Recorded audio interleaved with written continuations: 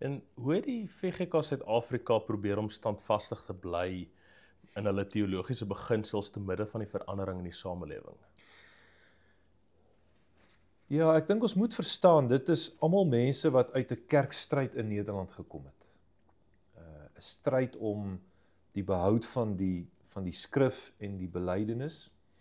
So dit was vir hierdie mense van die grootste belang, om daaraan vas te hou. En daarom sien ons ook 'n geweldige klem op die prediking, ons sien 'n geweldige klem op die onderrig, amper van die begin af was daar Sondagskool, was daar kategese, was daar Bybelstudies, die erns waarmee die skrifte bestudeer is opmerklik in daardie tyd, soms nogal polemies, soms nogal strydlustig. Dit is tipies van die kerkstryd waaruit daardie mense gekom het.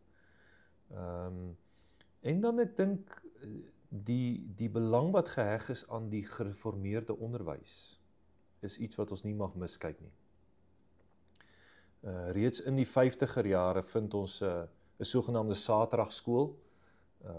Daar was nog nie moontlikhede om 'n volle skool te begin nie, maar hulle begin dan op Saterdag om die kinders wat na staatskole toe gegaan het ekstra onderrig te gee. En dan in 1964 dan begin die eerste gereformeerde skool.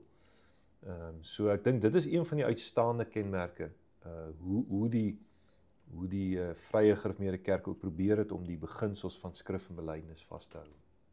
Ja, en oor gereformeerde onderwys en so, ons het oor 'n maand of 2 ook 'n episode met Tannie Saskia Meyer. Aha. In verband met wat is die gereformeerde onderwys, en ek dink dit val ook mooi by die gereformeerde leer van die kerk. Absoluut.